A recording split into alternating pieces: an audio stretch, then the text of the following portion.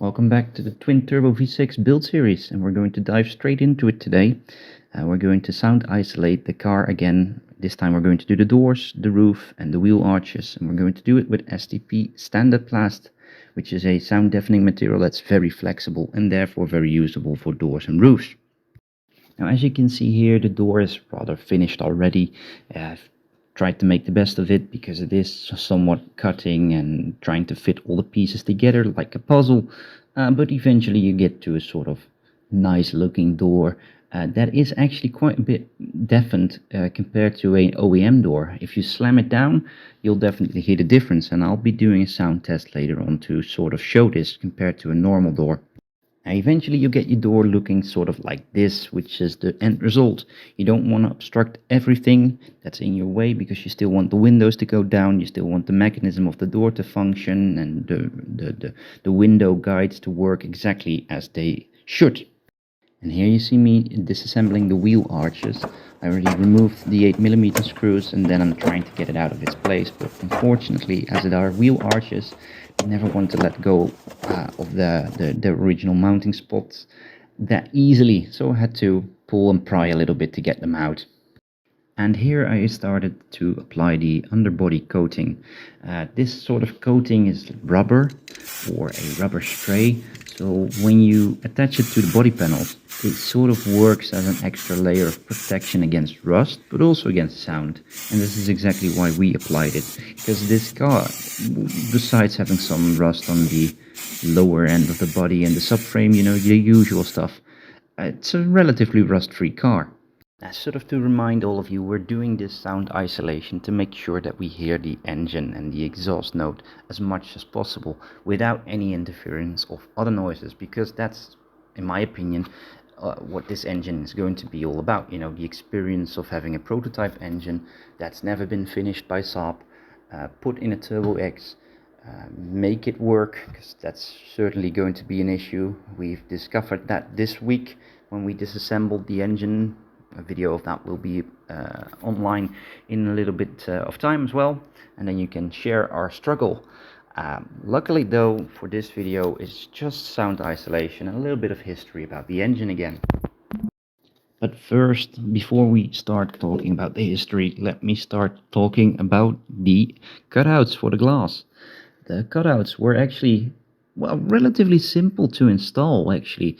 You know, considering all the difficulties people sometimes have with applying window tint. You know, if a window tint is your goal, then this stuff works perfect.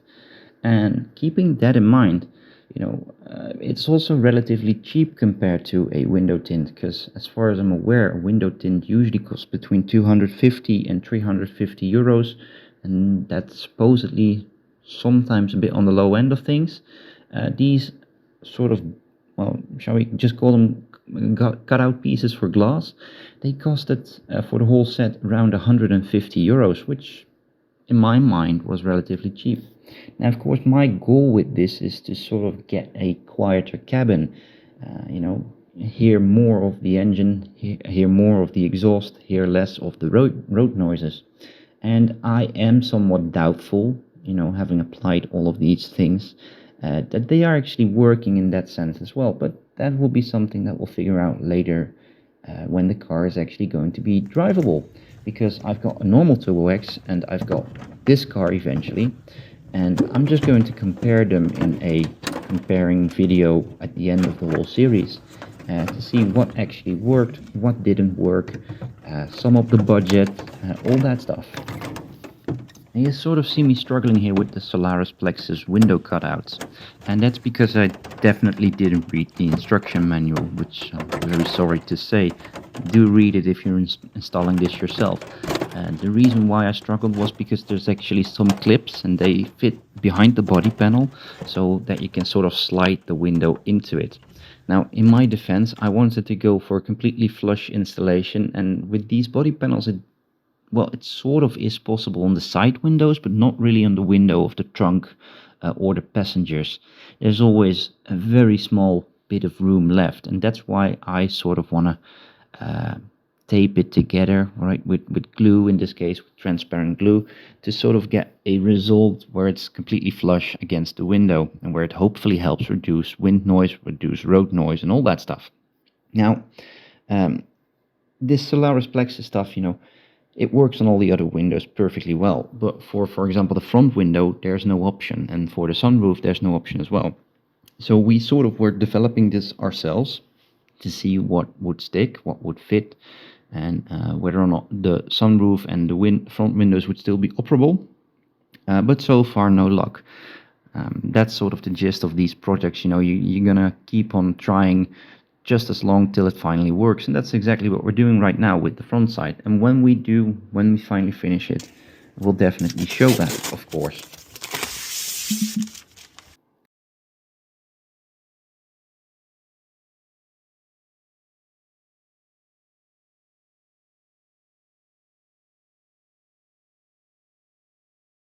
Now back to some of the history that we finally got revealed again this week. So, as I said in the beginning of the first video, Saab intended this to be sort of an M3 killer, right? They had all kinds of turbo setups in mind, but they were also aiming to make this engine a little bit more efficient than the A28 engine originally used to be. And don't get me wrong, the A28 is relatively efficient if you compare it to the B284, especially in XWW configuration. Then the B284, it just doesn't make a chance. The earlier versions were a lot more fuel efficient, but for some reason they changed that and tweaked it with software on the later versions, which made them a little bit less efficient, weirdly enough. Now, the A28 twin turbo, or the T²X as we're calling it, that engine was supposed to be very fuel efficient, and it was supposed to be probably running a dual 90T configuration when it would actually be a road legal car. And this is because then the low end torque is almost always available, and then you have another turbo for the higher RPM ranges that kicks in when you're passing, let's say, 3,000, 3,500 RPMs, and then that starts to help. So the whole idea of this engine build is to make it as Saab would have done it. So we're probably going to choose the 19T configuration over the 22T configuration. And that's mostly because that way it would just become a little bit more of a usable car on the road. So that's our goal, and we'll see whether or not we're actually going to do that, of course, but that's what we've got. That's sort of what the information that we received this week was all about. So we figured, let's just share it and see what's what. And then eventually, of course, we'll see whether or not we're actually going to use it or not. But thus far, the consensus is, let's use it.